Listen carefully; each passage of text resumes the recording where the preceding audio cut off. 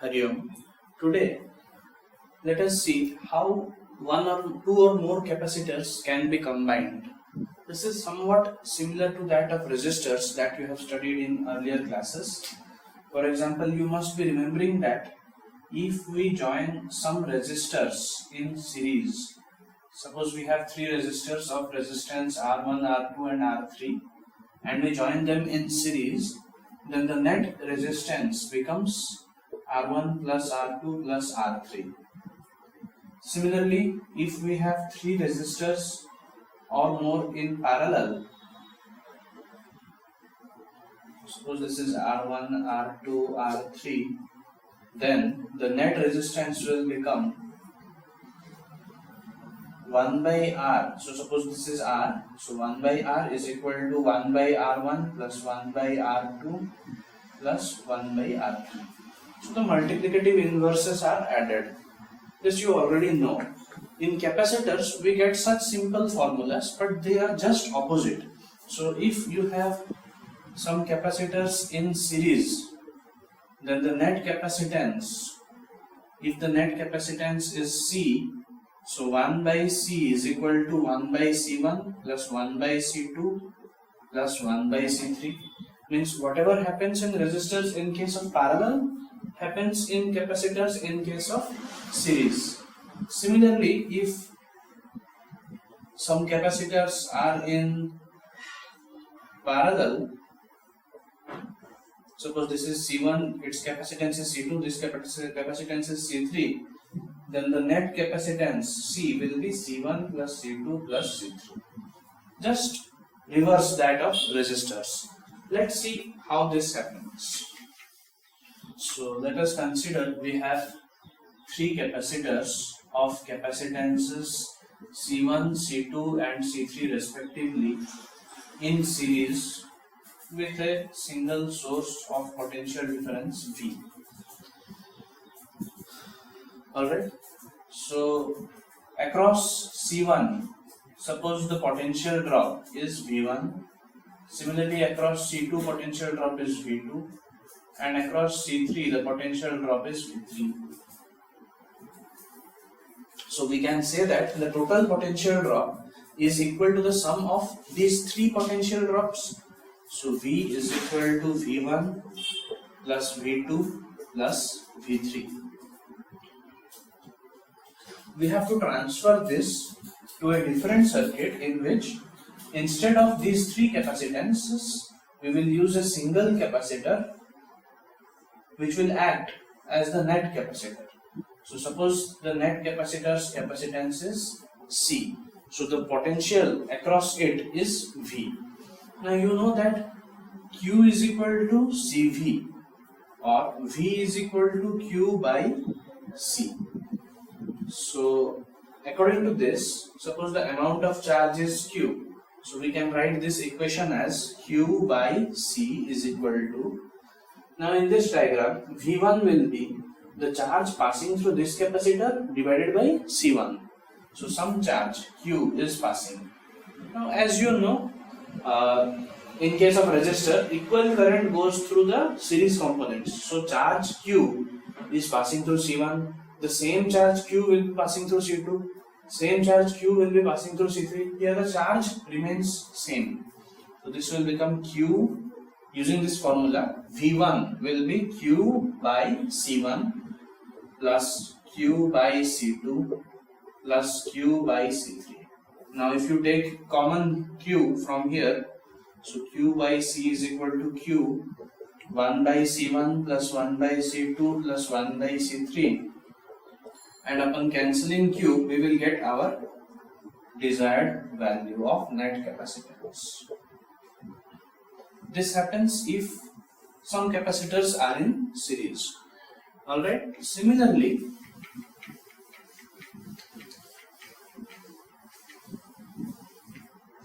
when we have some capacitors in parallel, then what remains same? The potential drop across them remains same. Suppose this is a capacitor of capacitance C1, its capacitance is C2, similarly this capacitance is C3. and they all are connected across a potential difference, across a potential source of potential difference V. Now as you can see, V, the potential V is across C1 as well as C2 as well as C3. So V is same. Now a charge Q is flowing.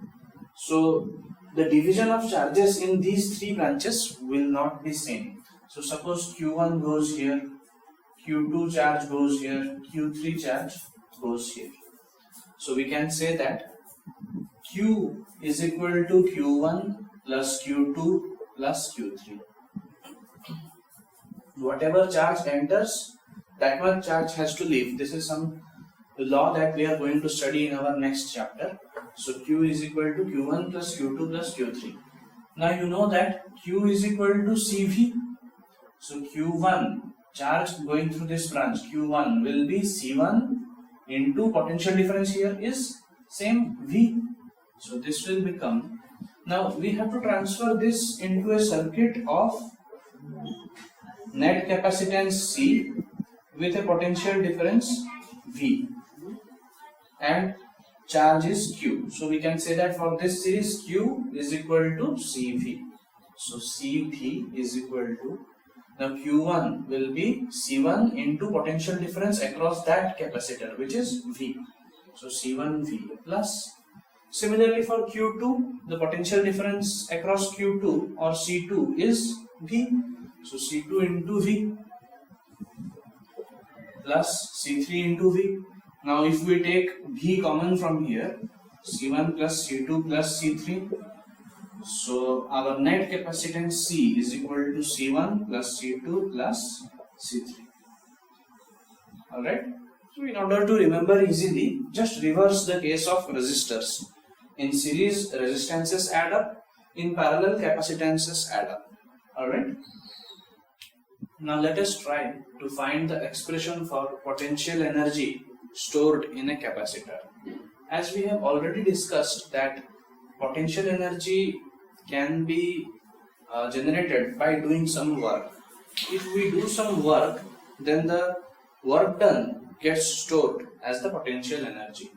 So in case of a capacitor, we have a positive plate and a negative plate, and while charging, some energy is stored in this region. So while charging, some energy is stored. From where that energy comes? Some charge has to be transferred from this plate to this plate. So in order to do that, we have to do some work, and that work done gets stored as the potential energy in the capacitor. So first let us find how much work done is required. So suppose dq charge is transferred, less amount of charge is transferred. So as you know that W is equal to V into Q, potential difference into charge. So dW is equal to V dQ. And in case of capacitor, as you know that V is equal to Q by C. So we can make this as dW is equal to Q by C dQ. Suppose initially this has a charge of plus Q and this has a minus Q. So the potential difference will be Q by the capacitance. Now the total work done we can get by integrating. So integration of Q by C dQ. Suppose we want to charge the capacitor and we want to increase the charge to capital Q. So how much work we have to do? So we have to start from zero charge. We have to first transfer zero charge, then first charge, second charge till Q, capital Q. So this will become W is equal to 1 by C integration from 0 to Q, Q dQ. Now as you know that integration of x dx is equal to x square by 2. So this will become Q square by 2 and 0 to Q. So the work done is Q square by 2C. You can get this after simplifying from here. First put capital Q in place of small q minus, then put 0 in place of Q. So Q square by 2C is the amount of work done for transferring Q amount of charge from one plate to another or by charging. So this work done is stored as the potential energy in a capacitor. Alright. Now you can change this formula into different forms. As you know that Q is equal to CV.